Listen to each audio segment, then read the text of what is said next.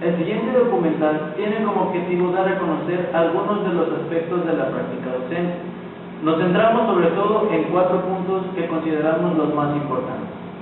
En el primer aspecto nos centraremos en la importancia del uso que se le da a los materiales, a los espacios y al tiempo dentro de la actividad docente, además también de las estrategias que utilizan las mismas maestras para abordar los contenidos con los niños.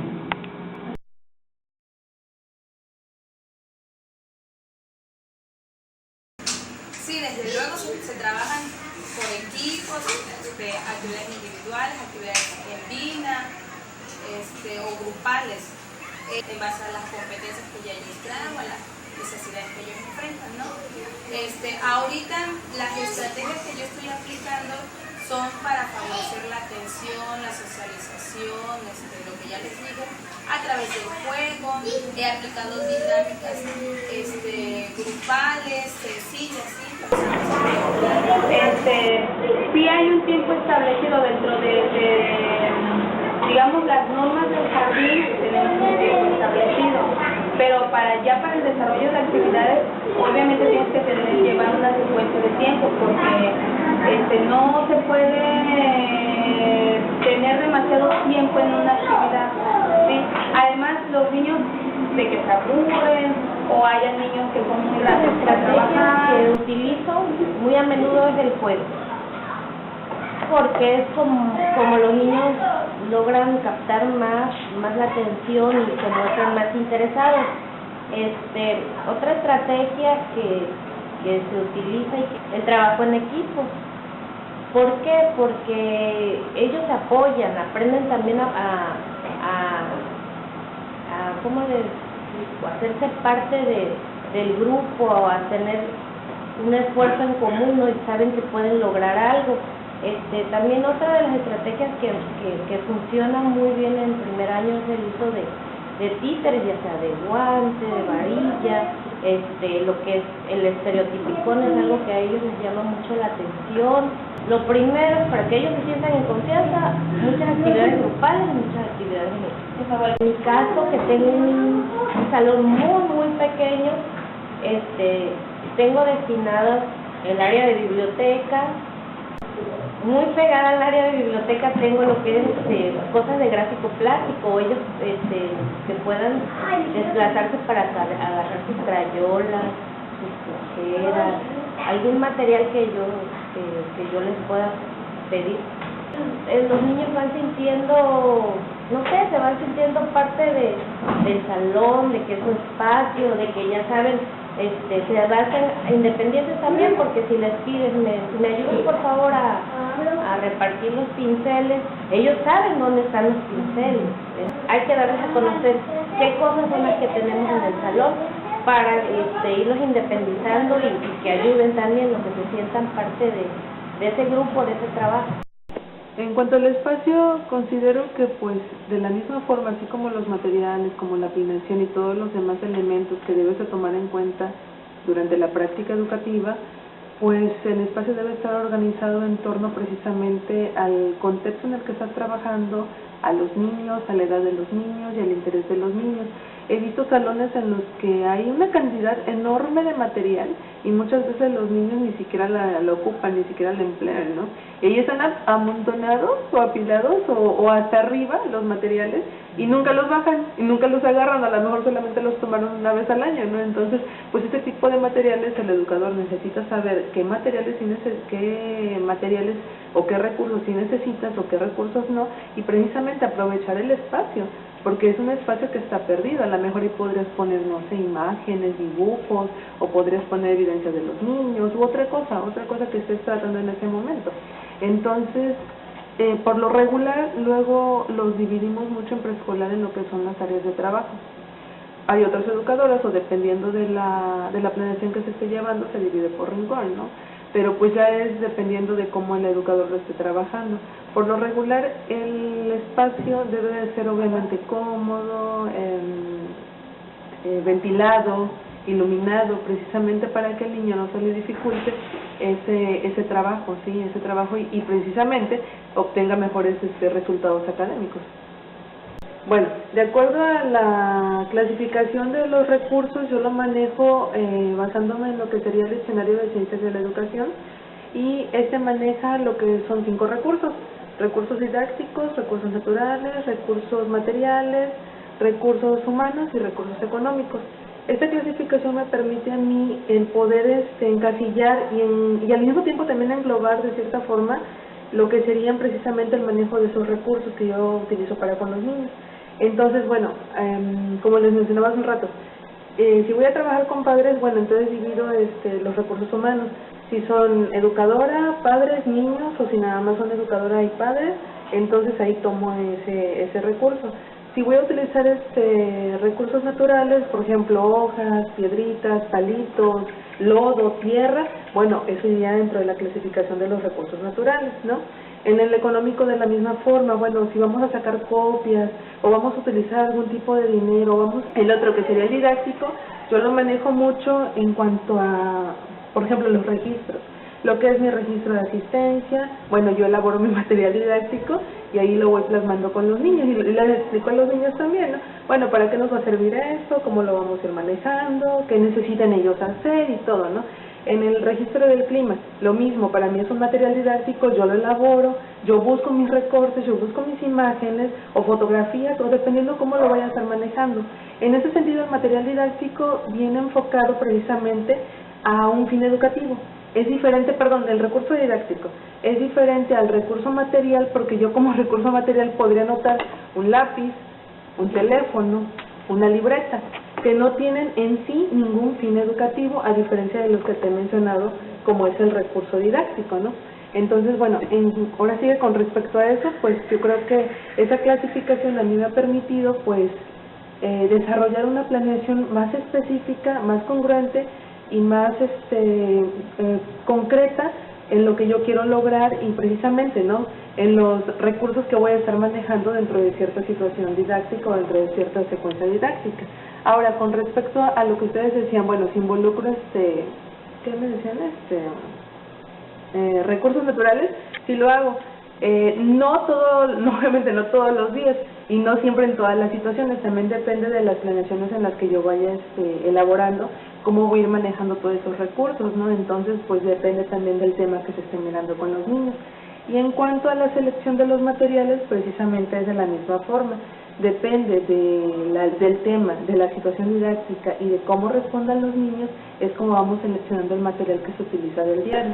En lo personal, pues yo organizo mi tiempo de acuerdo a mis actividades. En lo laboral, vendría siendo pues como lo estoy planeando. Ahí la situación es qué cosa estoy planeando, porque hay momentos en que planeamos una cosa y hay momentos en que se planea diferente, ¿no? Ahí si estoy planeando a lo mejor un taller, bueno, ¿qué tanto me llevo en el taller? ¿O cuántos días van a ser en el taller? O a lo mejor estoy haciendo otra situación, o estoy involucrando a lo mejor en un día de estos una junta con padres, ¿no?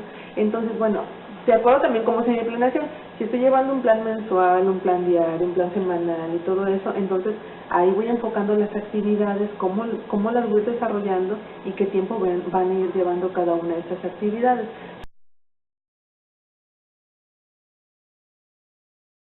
John Dean nos habla de la presentación de los materiales.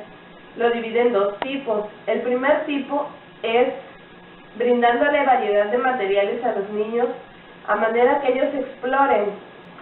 De esta forma, los niños desarrollarán conocimientos en base a las experiencias que tuvieron manipulando los materiales. El segundo tipo es destinándoles ciertos materiales para desarrollar propósitos específicos que los maestros deberían aprovechar los entornos de aprendizaje en cuanto al material, los espacios y el mobiliario para así desarrollar en los niños los propósitos esperados. Desde mi punto de vista, como educadoras no deberíamos enfocarnos en cumplir con un tiempo destinado para la actividad, sino en desarrollar las capacidades y habilidades estipuladas en esta. En el segundo punto abordaremos la mañana del trabajo. ¿Qué es lo que hacen las maestras durante toda su jornada? ¿Cómo empiezan? ¿Cómo desarrollan sus actividades? ¿Y cómo concluyen el día?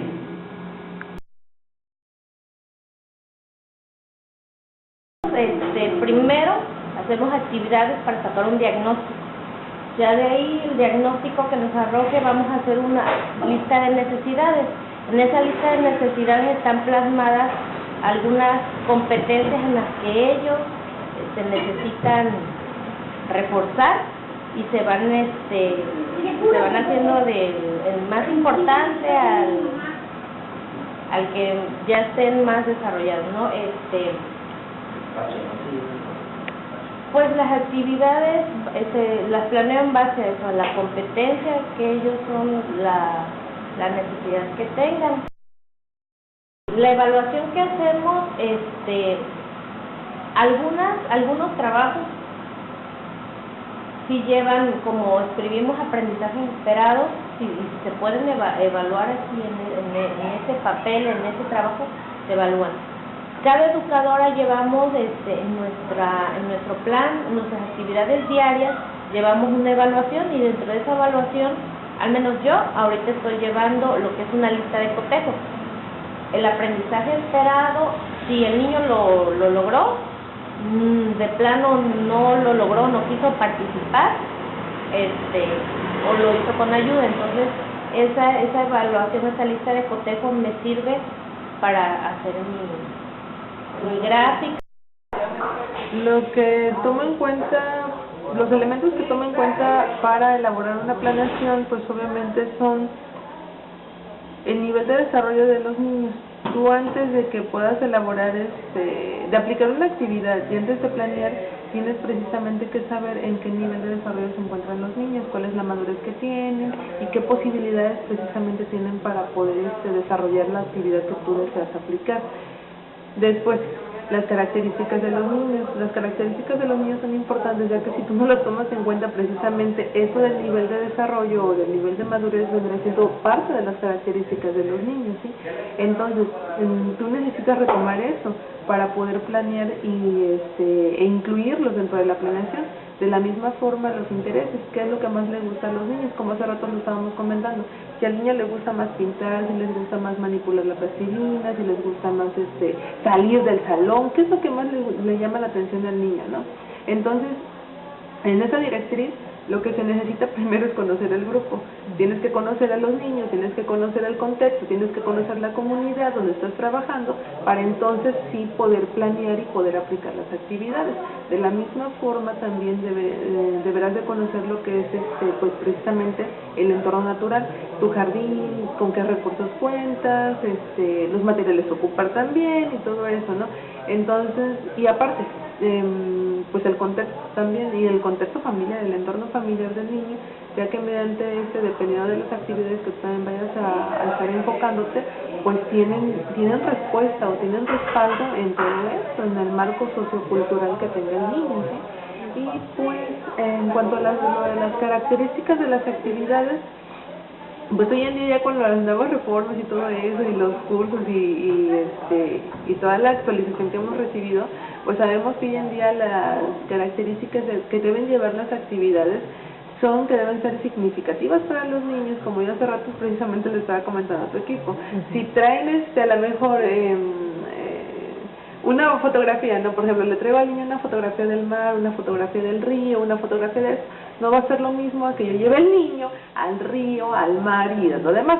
Son actividades a lo mejor hasta cierto punto, pues, que no siempre se logran realizar, pero que tú las debes de planear, las debes de incluir y debes de luchar porque sucede, porque al final de cuentas pues es tu trabajo como educadora, ¿no? Y de la misma manera, si yo le hablo al niño acerca de las frutas y de las estaciones del año, no va a ser lo mismo a que cada estación del año la vayamos viviendo conforme a la temporada de las frutas, ¿no? Conforme a la temporada que estemos pasando, bueno, del frío, el calor y las características de cada una de estas. Entonces, pues las actividades necesitan ser muy significativas para los niños, para que de esa forma pues los niños vayan asimilando mejor los conocimientos, una, otra. Necesitan ser retadoras, hace rato les decía, lo de las características de los niños, principalmente en cuanto al nivel de desarrollo, los niños necesitan, tú como educadora necesitas conocer eso, porque si no lo sabes, entonces precisamente las actividades tuyas no serían retadoras para los niños, o a lo mejor sobrepasarían entonces los niveles,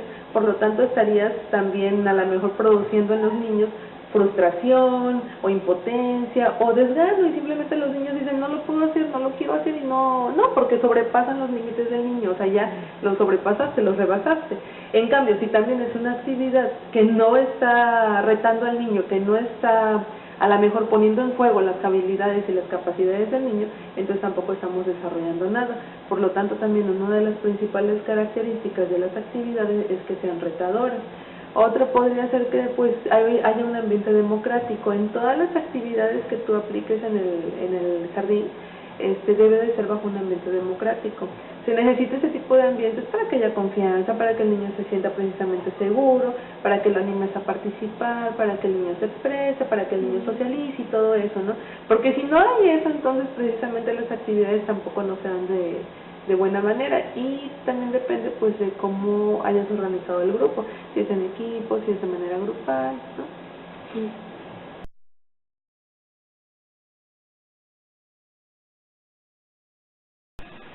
Schwartz nos hace mención de que las actividades deben ser actividades de cooperación o colaboración, ya que trabajando los niños en equipo, ambos lograrán poner en práctica distintas habilidades para lograr un mismo objetivo, y así relacionarse de manera libre, expresarse y trabajar armónicamente.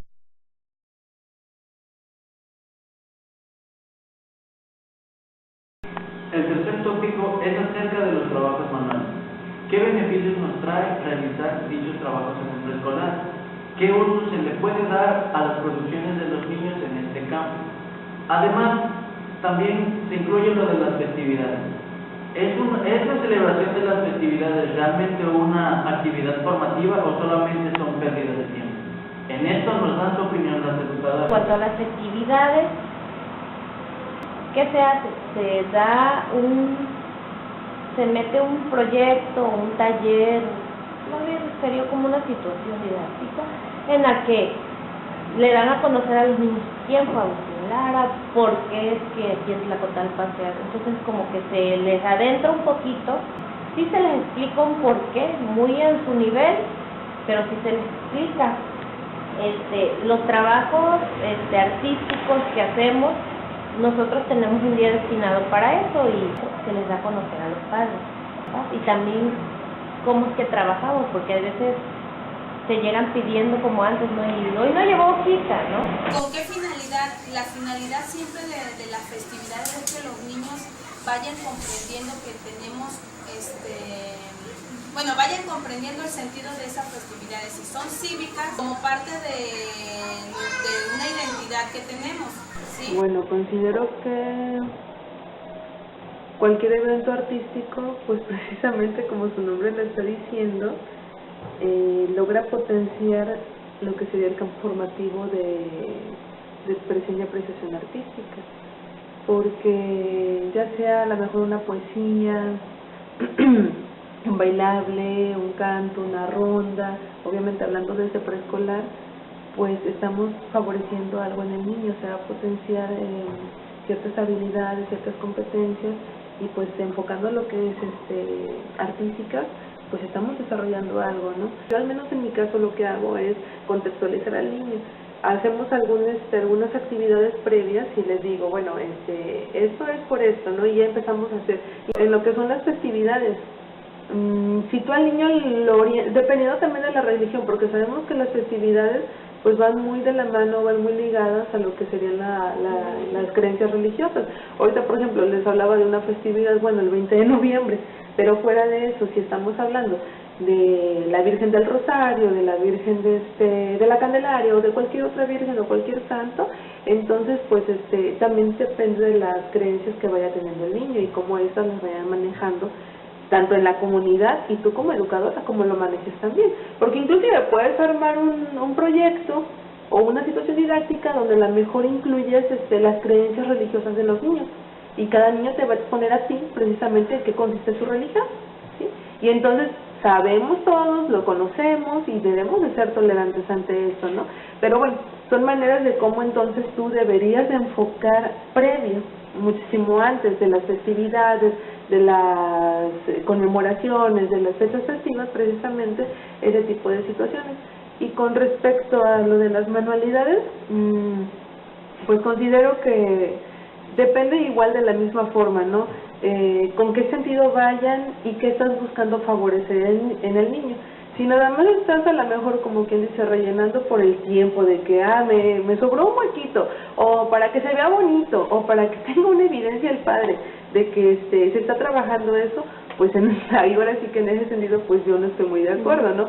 Porque si no estoy favoreciendo algo, por ejemplo, desarrollo motor, desarrollo físico, no sé, socialización, a lo mejor hacen alguna construcción de un carro, ¿no?, en equipo, y entonces ahí se ve el trabajo en equipo, el trabajo en grupo, pues obviamente es distinto el fin, es distinta la competencia y es distinto el propósito, pero si no es de esta forma, entonces considero que pues se pierde todo lo que anteriormente había dicho, de que las actividades sean retadoras, de que las actividades sean significativas y todo eso, ¿no?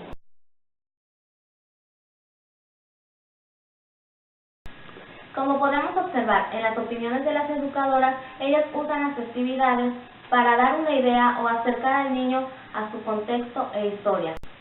De lo que podemos rescatar acerca de los trabajos manuales es el uso del títere, ya que este ayuda a los niños a dar más seguridad y confianza.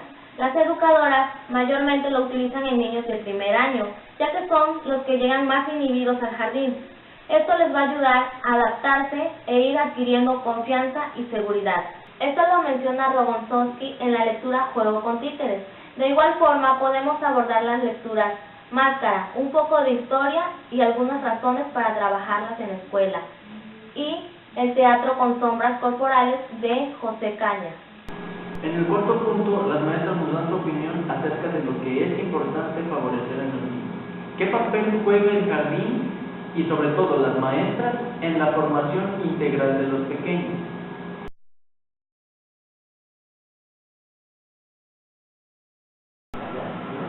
Pues yo creo que lo más importante de favorecer a los niños es que tengan conocimientos que les sirvan para la vida, para poder desenvolverse. Pues yo creo que una de las cosas más importantes es que ellos aprendan a socializarse, a respetar reglas, a trabajar en equipo, a sentirse parte de un grupo, aprender que convivir en armonía con los demás pues es muy agradable, les da mucha confianza. Que los niños sean competentes para la vida, o sea, que ellos logren tener, saber hacer, saber ser, saber convivir, saber actuar, saber desenvolverse en la sociedad, ¿sí? Que al ingresar a la primaria no solamente lleve las expectativas que los padres tienen, que son leer y escribir, sino que sean competentes para muchas cosas más, desarrollar sus actitudes, sus destrezas, sus habilidades. Un desarrollo global, un desarrollo integral, un desarrollo precisamente que abarque todas las áreas específicas del ser humano, pues vendría dándonos precisamente un individuo en plenitud, que es lo que nuestra sociedad busca. Inclusive ustedes también como educadoras en pleno desarrollo también han leído muchos autores, como por ejemplo en el caso de Fernando Sabater, y él nos enmarca mucho eso, ¿no? De que el desarrollo humano precisamente va enfocado hacia eso, hacia la plenitud de la sociedad, hacia la plenitud del ser humano. Entonces, si no tenemos individuos plenos, individuos sociables, individuos sensibles, entonces la sociedad cada vez carece más de eso. Pues el educador necesita precisamente conocer todo eso, ¿sí? Y saber qué es lo que le interesa al niño, cómo viene el niño. Entonces, una vez que tú detectas todas las necesidades del niño, las características del grupo, el nivel de desarrollo, el ritmo de aprendizaje y todo lo individual en cuanto al niño, el temperamento, el carácter, la personalidad, todas esas características te harán saber cómo es tu grupo, cómo es cada uno de los niños.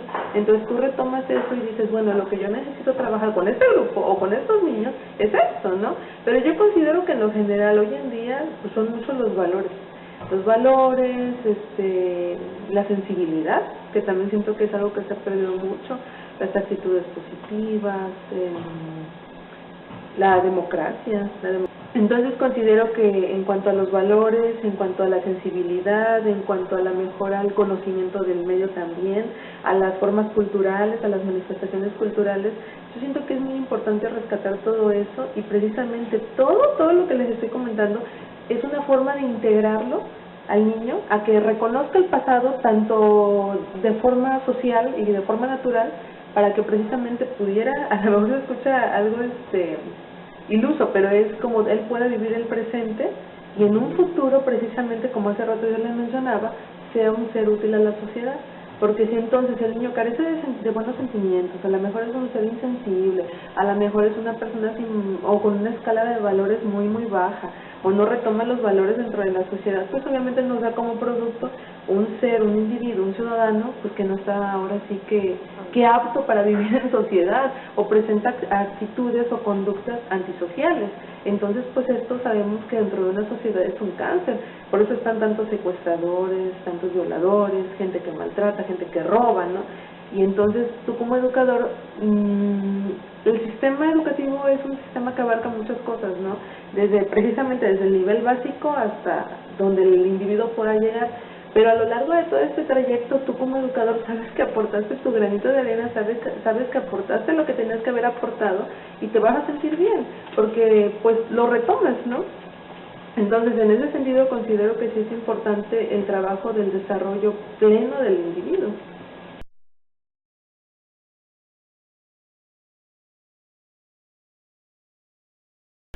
Benilde García y Marcela González nos mencionan que el propósito de la educación preescolar es propiciar el desarrollo integral y armónico de las capacidades físicas, afectivo-sociales y cognitivas que le permitirán al niño tener autonomía y confianza en sí mismo.